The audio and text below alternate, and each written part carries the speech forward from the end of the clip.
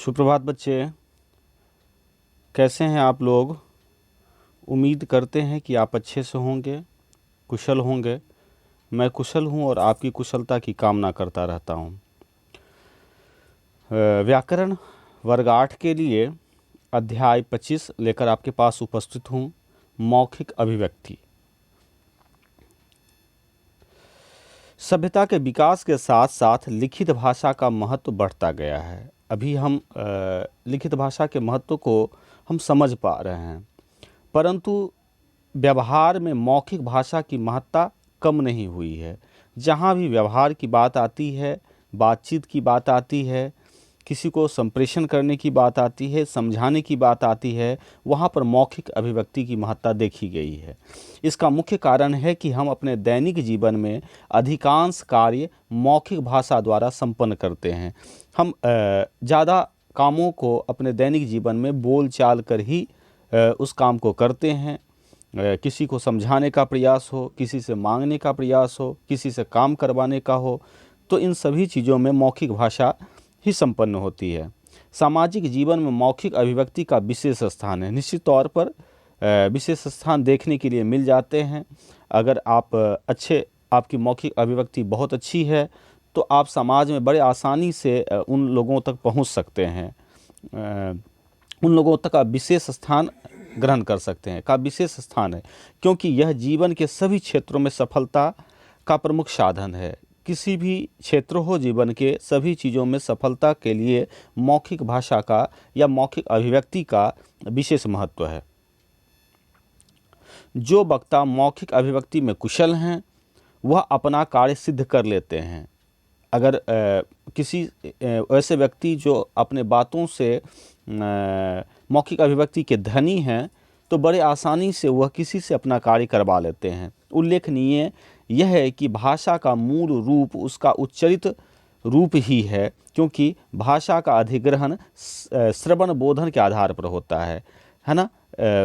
आप जो बोलते हैं या सुनते हैं, भाषा का आदान प्रदान मुख्य रूप से इसी से होता है।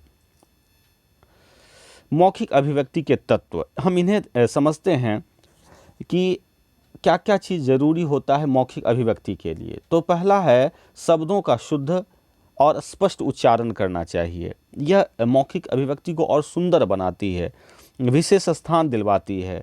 हमें शुद्ध शब्दों का प्रयोग करना चाहिए और उच्चारण स्पष्ट हो। शुद्ध मानक भाषा का प्रयोग करना चाहिए। जो मानक भाषा जो निश्चित कर दी गई है उस भाषा के हम प्रयोग करें। अगर हिंदी है तो हिंदी के मानक भाषा का प्रयोग करें। संस्कृत में बात करें तो संस्कृत के लिए जो मानक है उसका हम प्रयोग करें। अलग अलग भाषाओं को मिलाकर हम उसमें नहीं बोलें। भाषा क्षेत्रीयता से प्रभावित न हो। अगर हम हिंदी में ही बात करते हैं तो वहाँ के क्षेत्रीय टोन कह सकते हैं या क्षेत्रीयता उसमें शब्दों में दिखाई नहीं देनी चाहिए। भय रहित और निसंकोच बोलना चाहिए। घबराना नहीं चाहिए बोलते समय। यह सब मौखिक अभिव्यक्ति के तत्व हैं।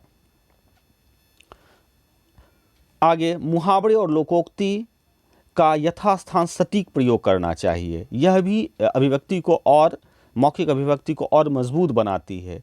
अवसरानुकूल, अवसर के अनुकूल और पात्रानुकूल।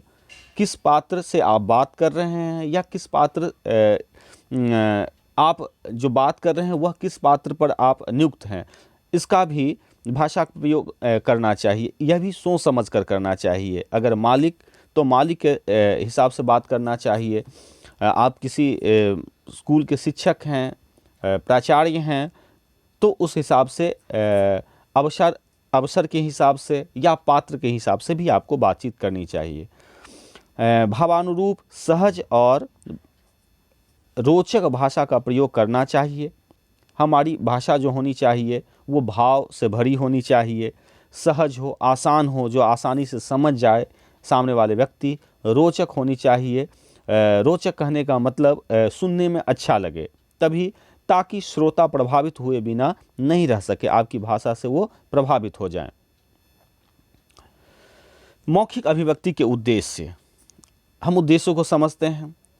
छात्र छात्राओं में सरल भाषा में अपने विचार व्यक्त करने की क्षमता उत्पन्न होती है। यह मौखिक अभिव्यक्ति की विशेषता है कि अगर मौखिक अभिव्यक्ति अगर आपकी आप अच्छी हो जाएगी तो आप अपने लोगों से, अपने मित्रों से सरल भाषा में और अच्छे तरीके से बात करने की क्षमता आप में आ जाएगी।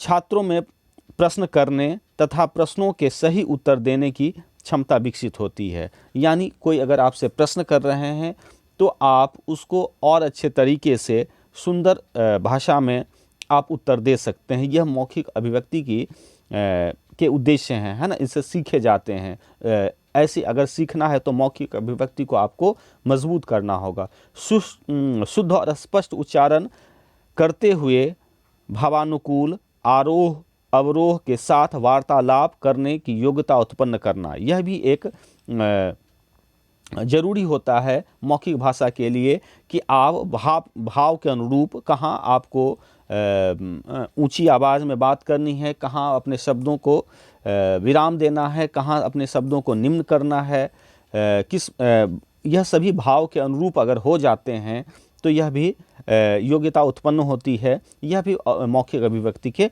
उद्देश्य हैं। मौखिक अभिव्यक्ति के उद्देश्य आगे हम बढ़ें तो शब्दों की अभिवृद्धि के साथ ही साथ शब्दों का अर्थ को समझाकर उनका प्रयोग करने की क्षमता उत्पन्न करना, है ना। यह भी उद्देश्य होते हैं कि आप शब्दों के नए प्रयोग और उसके अर्थों को समझाने में आप सफल रहें। यह भी क्षमता मौखिक अभिव्यक्ति से आती है। श्रोता की जिज्ञासा बढ़ती है, कौतूहल और रुचि बनाए रखना, यह भी उद्देश्य होता है मौखिक अभिव्यक्ति का कि हम जब बात करते हैं तो श्रोता का जिज्ञासा, आपके जो आप बोलते हैं उसके सुनने की जो इच्छा बनी रहनी चाहिए, कौतूहल होनी चाहिए और जिज्ञासा, जानने की इच्छा, उत्सुकता होनी चाहिए, रुचि बनाए रखना। छात्रों को अवसरानुकूल भाषा का प्रयोग सीखना, यह भी मौखिक अभिव्यक्ति के उद्देश्य हैं।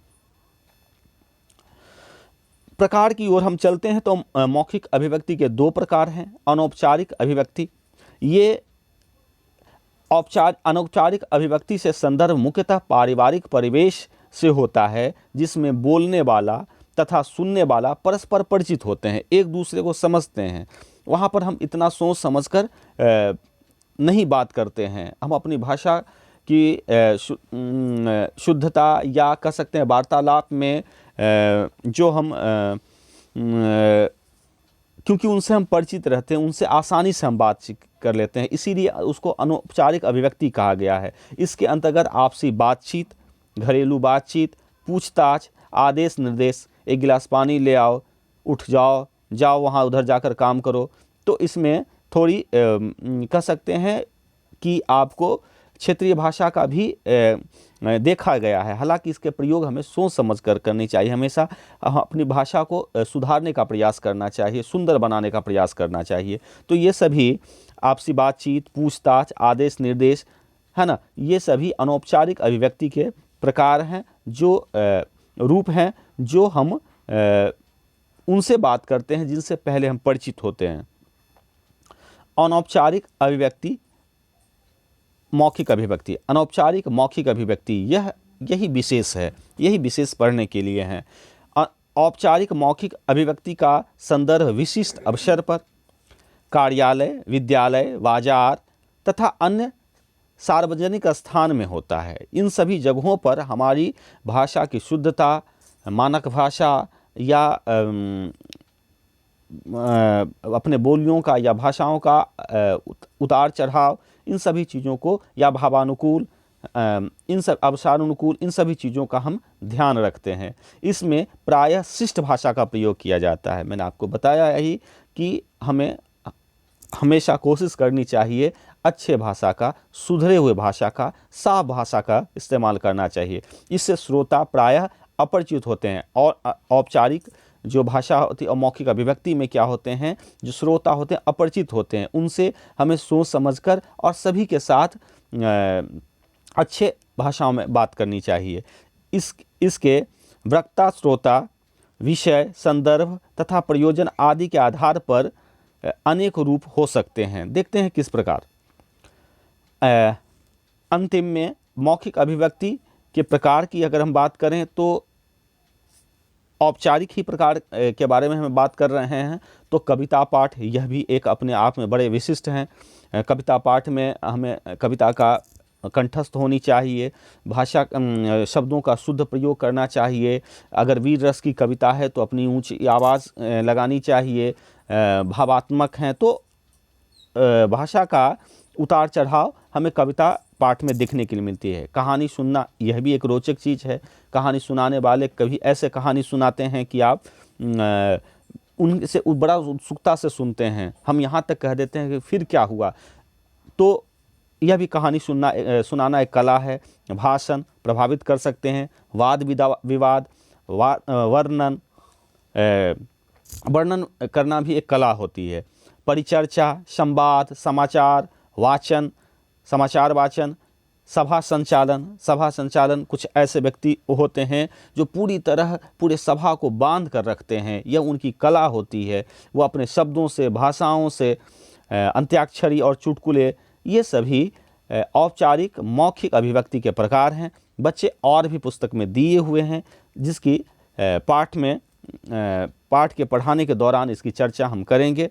तब तक के लिए धन्यवाद। मैं पहले वीडियो लेकर आपके पास उपस्थित हुआ था। अगले वीडियो लेकर यानी दूसरे वीडियो लेकर मैं उपस्थित होता हूं। धन्यवाद।